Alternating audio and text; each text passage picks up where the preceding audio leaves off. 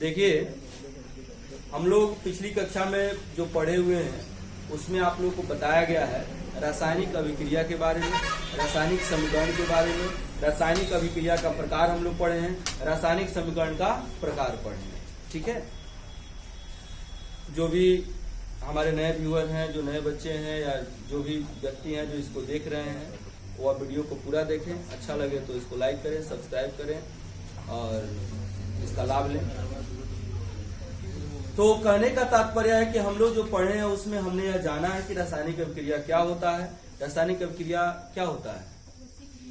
वैसी क्रिया जिसमें किसी पदार्थ का क्रिया के फलस्वरूप मूल गुण परिवर्तित हो जाता है, यानी कि उसमें अस्थायी परिवर्तन हो जाता है उसके गुण में, तो उस क्रिया को हम क्या कहते हैं? रासायनिक अभिक्रिया। ये तो समझने के लिए बात हो गया। इसके अलावा भी हमने बताया है किताब के द्वारा, मैंने जो परिभाषा हम लोग जानते हैं, जो सुव्यवस्थित करते हैं परिभाषा, उसके अंतर्गत हमने क्या जाना है कि कोई अकेला पदार्थ टूट करके या दो से दो अधिक पदार्थ मिल करके जब अपने से भिन्न गुण वाले एक नए पदार्थ का निर्माण करता है, तो उस क्रिया को, जिस क्रिया के फलस्वरूप यह काम होता है, उस क्रिया को क्या कहते हैं? रासायनिक अभिक्रिया कहते हैं, है ना। रासायनिक अभिक्रिया में हमने बताया कि दो ही प्रकार की क्रिया होती है, एक उत्क्रमणीय होता है और एक अनुत्क्रमणीय होता है। यानी कि रासायनिक अभिक्रिया में दो पार्ट होते हैं, एक जिसको मिलाते हैं वह, एक मिलाने के बाद जो एक प्राप्त होता है वह। तो मिलाते हैं उसका नाम देते हैं क्या? अभिकारक या प्रतिकारक। अब मिलने के बाद जो हमें प्राप्त होता है उसको क्या कहते हैं? प्रतिफल या उत्पाद कहते हैं, है ना। तो अब कहने का मतलब है कि प्रतिकारक से प्रतिफल तक का जो सफर तय होता है पदार्थ का, उनके बीच में डायरेक्शन हम देते हैं किधर की ओर? नोक तीर के द्वारा दर्शाते हैं, जो प्रतिफल की ओर इंगित करता है। और फिर जो प्रतिफल से अगर हम प्रतिकारक में चले जाएं तो इस क्रिया को हम कहते हैं उत्क्रमणीय। और जब नहीं जा पाते हैं, एक ही तरफ से अभिक्रिया संपन्न होती है, तो इसको क्या कहते हैं? अनुत्क्रमणीय कहते हैं। ठीक है, अब यहाँ पर यही रासायनिक अभिक्रिया जो पदार्थ आते हैं, इसको अगर हम संकेत में व्यक्त करते हैं, इसके सूत्र के द्वारा इंगित करते हैं, यानी कि शॉर्टेस्ट फॉर्म में लिखते हैं, तो उसको हम क्या कहते हैं? उस निरूपण को कहते हैं रासायनिक समीकरण। ठीक है, इसके कुछ लाभ है उसको भी हम लोग पढ़े हैं, इसकी कुछ हानि है उसको भी पढ़े हैं, मतलब दोष है ना, दोष है उसको भी पढ़े हैं, है ना। हानि या दोष में फर्क होता है, चूंकि हम यहाँ पे दोनों नाम रख दिए हैं, इसलिए यह जाना नहीं तो कंफ्यूजन हो जाएगा कि हानि या दोष क्या होता है। जानते हैं ना हानि और दोष क्या होता है? हानि का मतलब क्या? मतलब कि आपने कुछ गलती किया या कुछ गलतियां हुई, उससे कुछ आपको जो नुकसान हुआ, वह नुकसान क्या कहलाता है?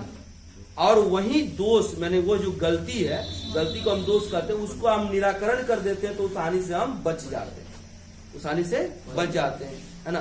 तो दोष अलग चीज है ना, और हानि अलग चीज है ना। अब यहाँ पर उस दोष का निराकरण भी हम लोग किए, निराकरण करके समीकरण को कैसे लिखते हैं वह भी हम लोग जाने हैं।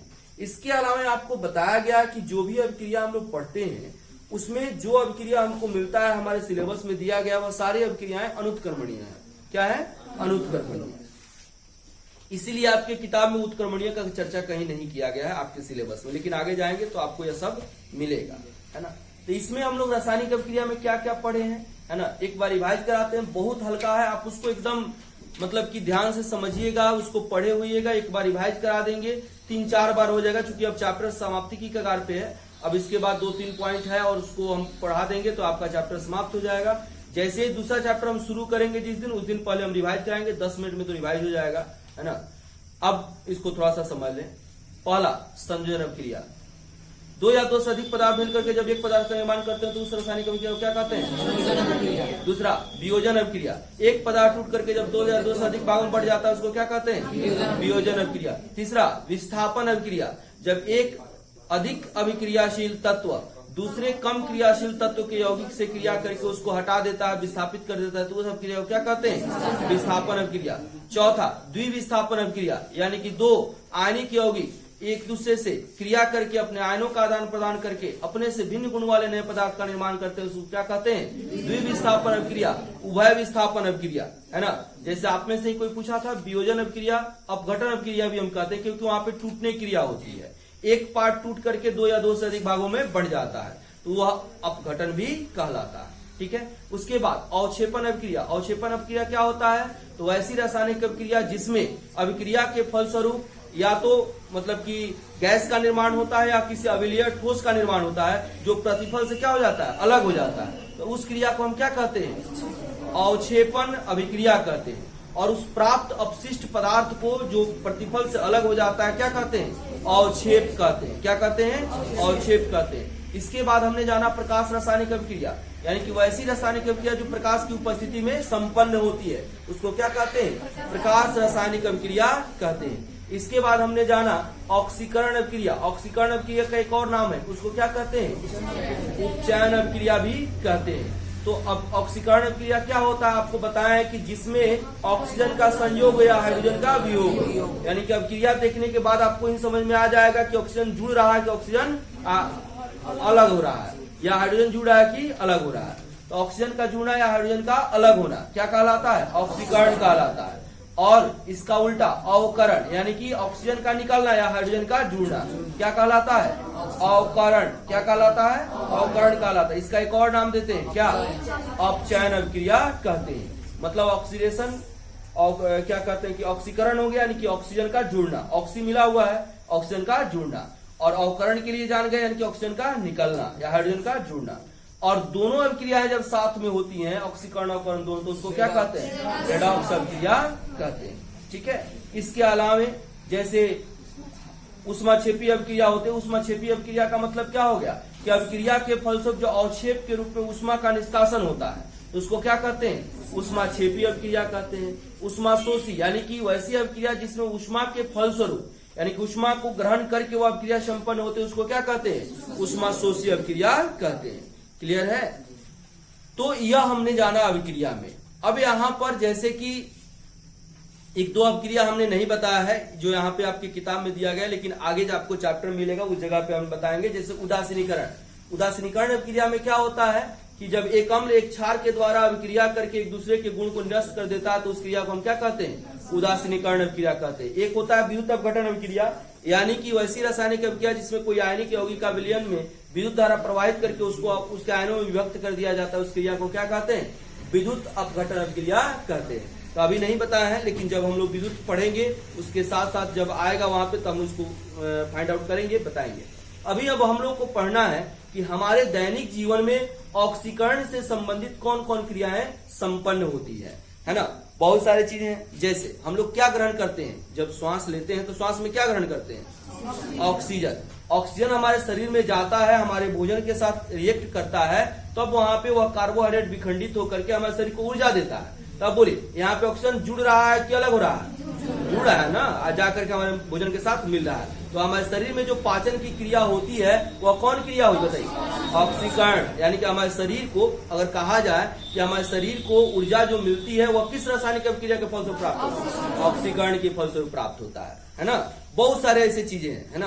जैसे लोहे पर जंग का लगना होता है, जैसे पीतल चांदी वगैरह के बर्तन होते हैं, काले पड़ जाते हैं, हर रंग का परत जम जाता है। यह सारे आप देखे हैं, तांबे या पीतल के बर्तन बहुत दिनों तक जब रख दिए जाते हैं, है ना, जब बहुत दिनों के बाद निकाला जाता है ना, जिसको फुलहा कहा जाता है ना, तो वहां निकाला जाता है तो आप देखें उस पर एक परत एक जमा हो जाता है हरे रंग का, है ना।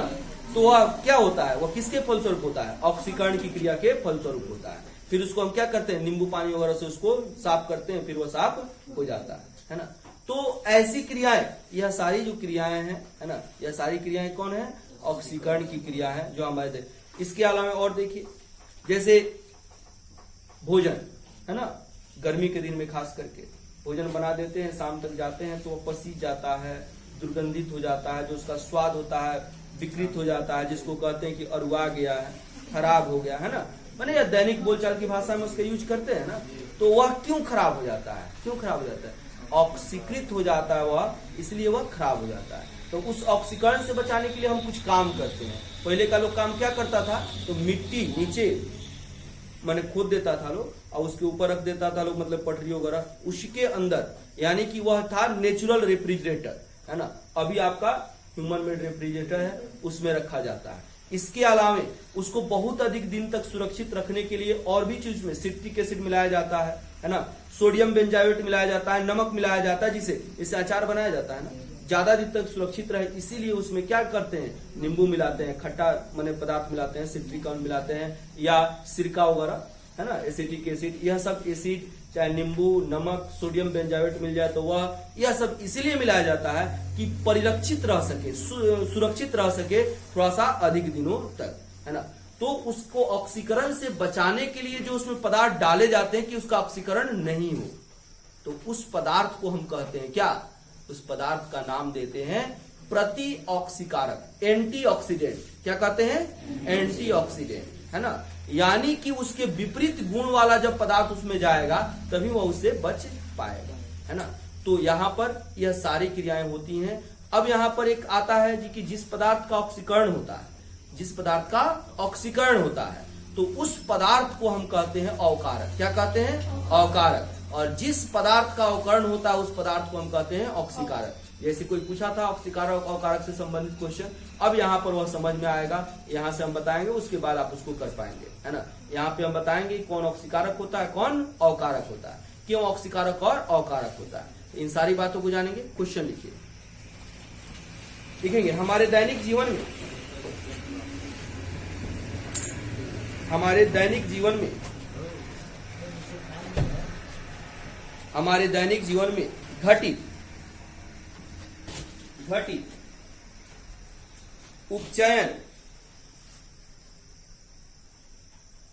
उपचयन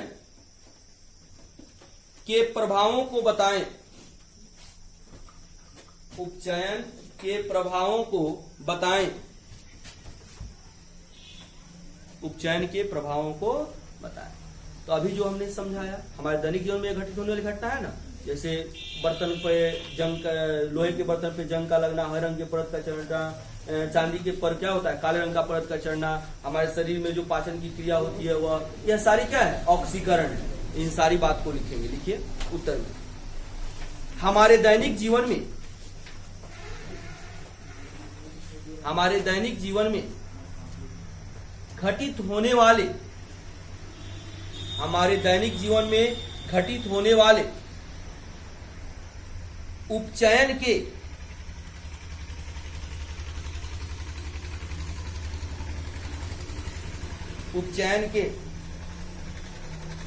निम्नलिखित प्रभाव हैं, उपचयन के निम्नलिखित प्रभाव हैं,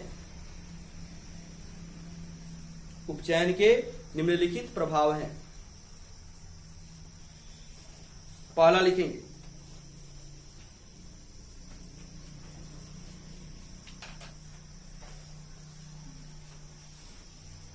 पहला लिखेंगे उपचयन की क्रिया के फलस्वरूप, उपचयन के क्रिया के फलस्वरूप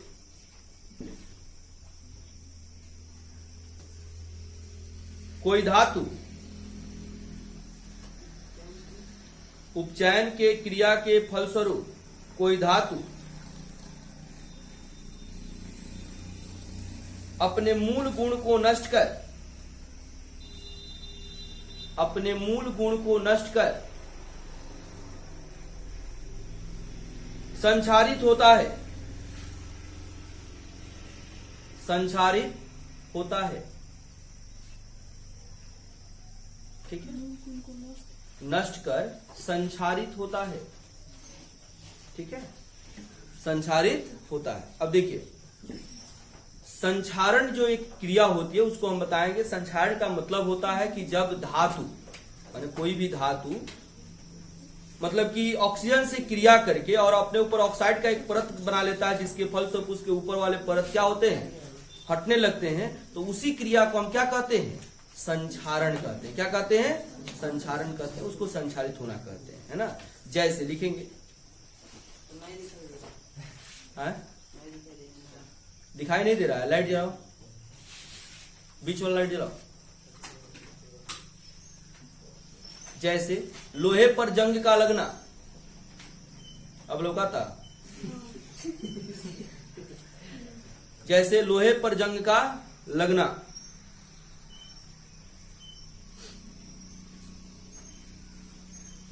कोमा तांबे पर हरे रंग की परत का चढ़ना, तांबे पर हरे रंग की परत का जमना, दोनों एक ही बात है। तांबे पर हरे रंग की परत का जमना।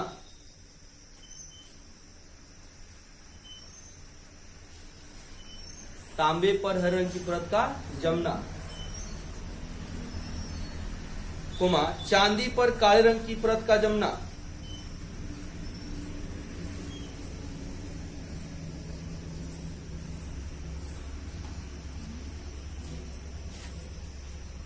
चांदी पर काले रंग की परत का जमना सभी उपचयन के परिणाम है। सभी उपचयन के परिणाम है। परिणाम और परिमाण समझते हैं ना जी। परिणाम मतलब रिजल्ट हो गया और परिमाण मतलब मात्रा होता है ना। सभी उपचयन के परिणाम है, ठीक है। माने उपचयन की क्रिया होती है तभी यह रिजल्ट हमें प्राप्त होता है। क्लियर है। दूसरा हमने क्या बताया, इसी क्रिया के फल से भोजन खराब हो जाता है, दुर्गंधित हो जाता है, स्वादहीन हो जाता है, ठीक है। लिखिए परिणाम बोले हैं, ये तो मात्रा थोड़े है ना, यह रिजल्ट है ना। ऑक्सीकरण की क्रिया होगी तो उस पे जंग लगेगा। लिखेंगे दूसरा, उपचयन की क्रिया के फलस्वरूप ही, उपचयन की क्रिया के फलस्वरूप ही कोई पदार्थ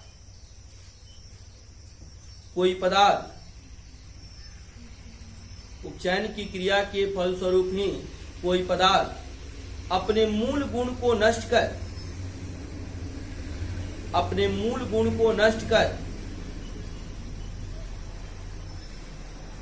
स्वादहीन एवं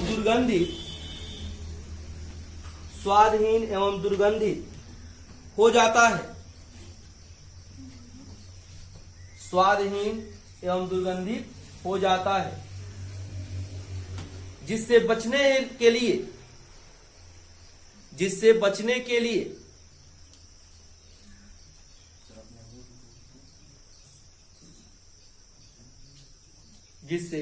बचने के लिए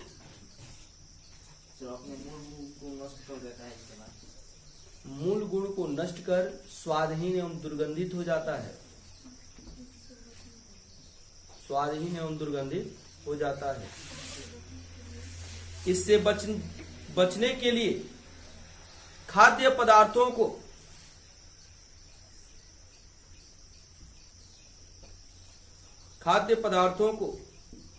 रेफ्रिजरेटर में रखा जाता है।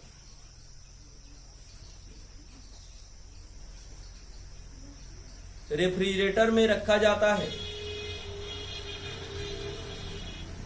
या इसमें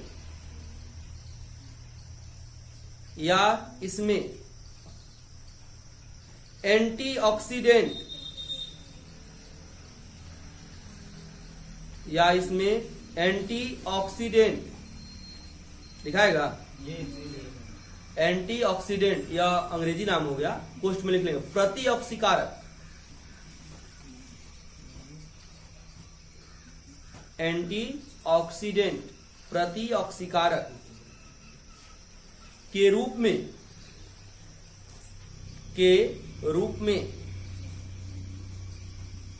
सिट्रिक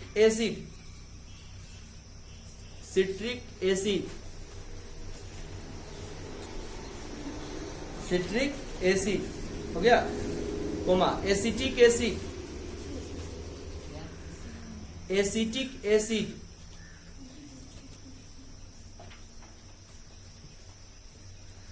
सोडियम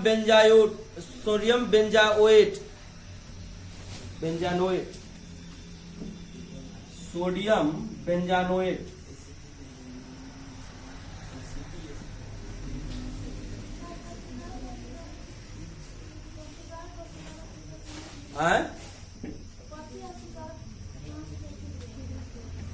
क्या लिखे हैं, प्रतिऑक्सीकारक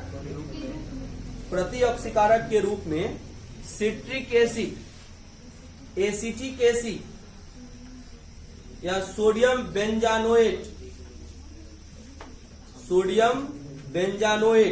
हो गया। सोडियम बेंजानोएट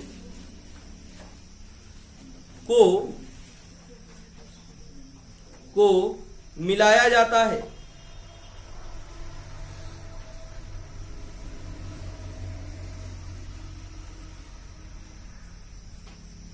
हो गया।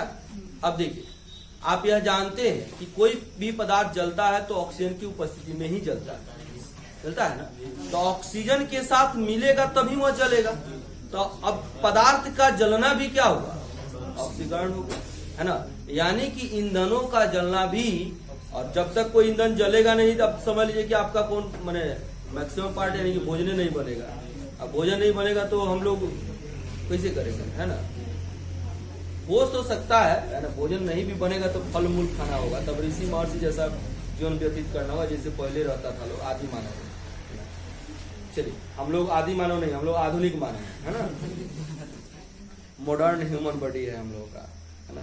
अब एडॉप्ट नहीं करेगा, वो आदि मानव का जो गुण है वह नहीं करेगा। हाँ, बचपन से ही उसके जैसा परवरिश होता तो हो जाता, है ना। लिखेंगे अगला, उपचयन की क्रिया द्वारा ही, उपचयन की क्रिया द्वारा ही कोई ज्वलनशील पदार्थ, उपचयन की क्रिया द्वारा ही कोई ज्वलनशील पदार्थ, कोई ज्वलनशील पदार्थ जलकर ऊष्मा एवं प्रकाश देता है। ज्वलनशील पदार्थ ऊष्मा एवं प्रकाश देता है, अर्थात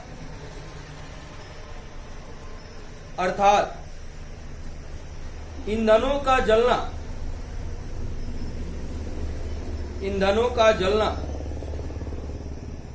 ऊष्मा एवं प्रकाश देता है।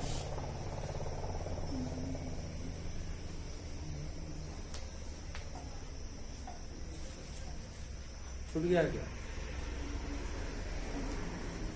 ऊष्मा एवं प्रकाश देता है, अर्थात ईंधनों का जलना ऑक्सीकरण या उपचयन, अर्थात ईंधनों का जलना ऑक्सीकरण या उपचयन प्रक्रिया का उदाहरण है। उपचयन प्रक्रिया का उदाहरण है, उदाहरण है। हो गया। अगला पॉइंट, और क्या बताए थे, बताइए, और क्या बताए थे। भोजन का पाचन, है ना। लिखेंगे, हमारे शरीर में भोजन का पाचन,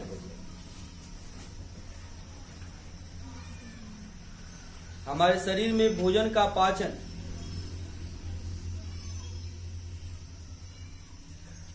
भी ऑक्सीकरण की प्रक्रिया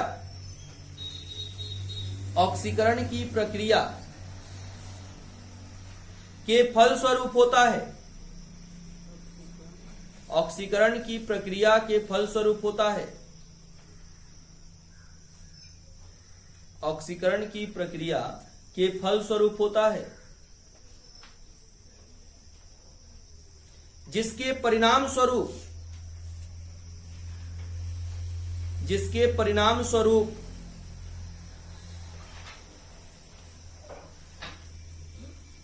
हमारे शरीर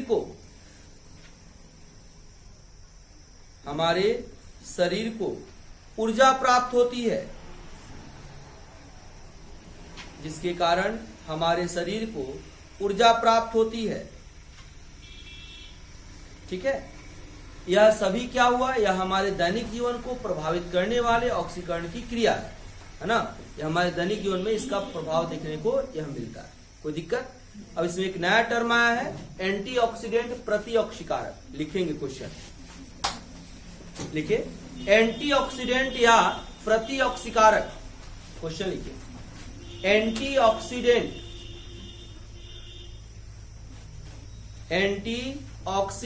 लिखाएगा ना, एंटीऑक्सीडेंट या प्रतिऑक्सीकारक किसे कहते हैं?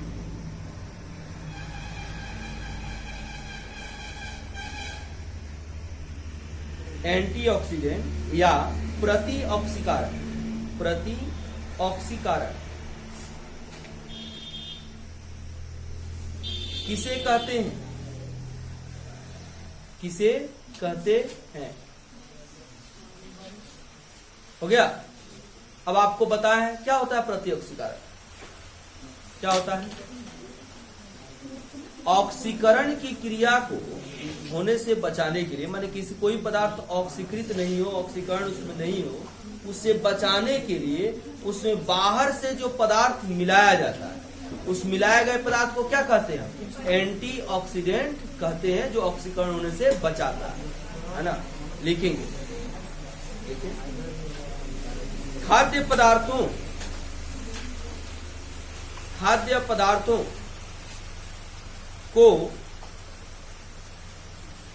पदार्थों को ऑक्सीकृत होने से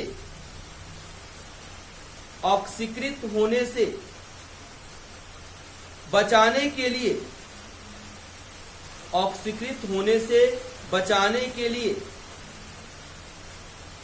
उसमें बाहर से मिलाया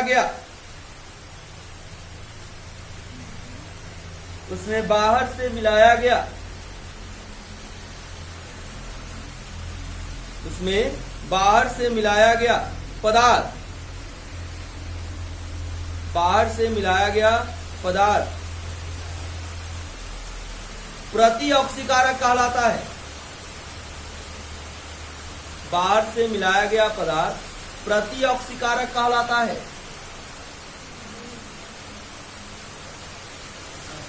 प्रतिऑक्सीकारक कहलाता है। ठीक है।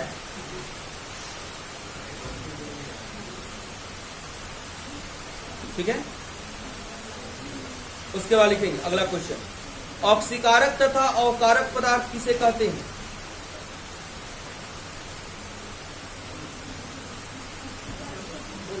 ऑक्सीकारक तथा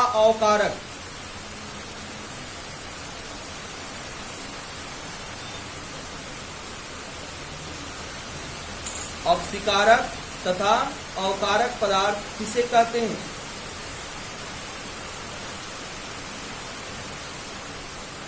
ऑक्सीकारक तथा अवकारक पदार्थ किसे कहते हैं? हो गया। लिखेंगे उत्तर में, किसी रासायनिक अभिक्रिया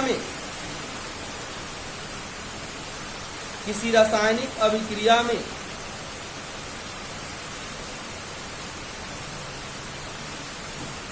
जिस पदार्थ का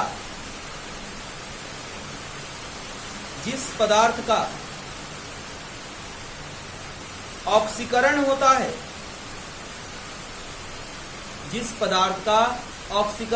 है,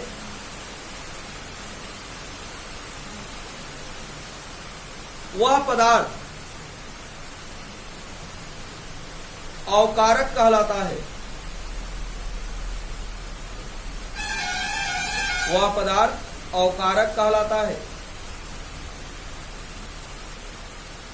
एवं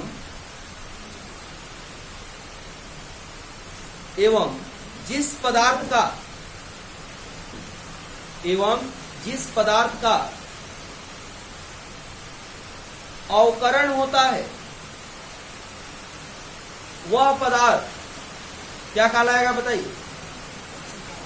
ऑक्सीकारक कहलाता है। जिस पदार्थ का अवकरण होता है वह ऑक्सीकारक कहलाता है।